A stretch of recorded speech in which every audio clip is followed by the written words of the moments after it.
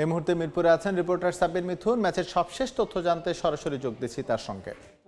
এই মুহূর্তে লড়ছে বাংলাদেশ এবং নিউজিল্যান্ড, যেখানে নিউজিল্যান্ড টস জিতে আগে ব্যাটিংয়ের সিদ্ধান্ত নিয়েছে। তবে বাংলাদেশ কিন্তু এই ম্যাচের শুরুতে একটা ধাক্কা খেয়েছে। মোস্তাফিজুর রহমানকে একাদশে রাখা হলেও শেষ মুহূর্তে যখন তিনি ওয়ার্ম আপ করতে মাঠে নামেন তখন কিন্তু তার ডান হাঁটুতে কিছুটা অস্বস্তি ফিল করায় আসলে তাকে টিম ম্যানেজমেন্ট শেষ মুহূর্তে সরিয়ে দেয় এবং তার জায়গায় তাসকিন আহমেদ কিন্তু বেশ দারুণ বোলিং করছেন আজকে।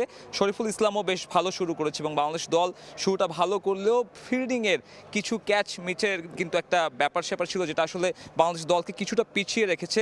যেমনটা জানেন, উইলিয়াম কিন্তু শুরুতেই ফিরতে পারতেন, তবে সাইফ হাসান তার ক্যাচ ফেলে দেওয়ার কারণে উইলিয়াম কিন্তু পরবর্তীতে কিছুটা রান স্কোর বোর্ডে জমা করেছে। যদিও বা রিশাদ হোসেন তাকে ফিরিয়েছেন কিছুক্ষণ আগে, তবে এখন কিন্তু নিউজিল্যান্ড চেষ্টা করবে এখান থেকে একটা বড় পার্টনারশিপ তুলে যত বেশি রান জমা করা যায় স্কোর বোর্ডে। এবং যেহেতু তারা আগে ব্যাটিং নিয়েছে, তারা কিন্তু এই বৈশাখের যে তাপদাহ, সেই তীব্র তাপদাহের অ্যাডভান্টেজটা নিতে চাইবে। বাংলাদেশ দল এই মুহূর্তে ফিল্ডিং করছে, যেটা আসলে খুবই কষ্টকর একটা বিষয়। যেভাবে গরম বর্তমানে, তাতে আসলে প্লেয়ারদের মতো মাঠে যারা দর্শক রয়েছেন তাদেরও কিন্তু অবস্থা খুব একটা ভালো নয়। এবং আজকে আমরা খুব বেশি দর্শক মাঠে দেখিনি।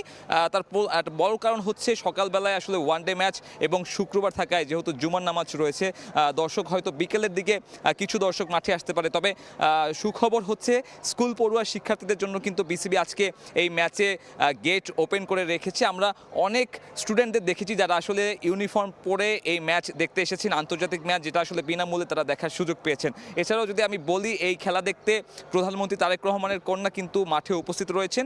এছাড়াও আমরা দেখেছি ভারতীয় হাই কমিশনারকে, যিনিও আসলে এই মাঠে বসে খেলা উপভোগ করছেন। এবং তামিম ইকবালের বোর্ডের অধীনে প্রথম আন্তর্জাতিক ম্যাচে কিন্তু বাংলাদেশের জন্য মাঠের পারফরমেন্সটা খুব গুরুত্বপূর্ণ, কারণ এই মাঠের পারফরমেন্সটা ভালো হলে কিন্তু বোর্ড নিয়ে যত সমালোচনা রয়েছে, যত রদবদল রয়েছে, সেই সব বিষয়ে কিছুটা হলেও শান্ত হবে, দর্শকদের মাঝে স্বস্তি আসবে। এবং যেমনটা আন্তর্জাতিক ক্রিকেটে একটা লম্বা সময় পর বাংলাদেশ ফিরেছে, সেখানে কিন্তু প্রত্যাশা থাকবে বাংলাদেশ জয় দিয়ে সিরিজটা শুরু করবে এবং এই সিরিজে এগিয়ে যাওয়ার যে বিষয়টা থাকে, সেটাও কিন্তু বাংলাদেশ সেই অ্যাডভান্টেজটা নিতে চাইবে। তবে সেই কাজটুকু আসলে কতটুকু সম্ভব হবে তা নির্ভর করবে বাংলাদেশের বোলাররা নিউজিল্যান্ড দলকে কত কম রানে আটকে রাখতে পারে। আমার কাছে বাংলাদেশ নিউজিল্যান্ড প্রথম ওয়ানডে নিয়ে মিরপুর হোম অফ ক্রিকেট থেকে এখন পর্যন্ত এই ছিল সবশেষ।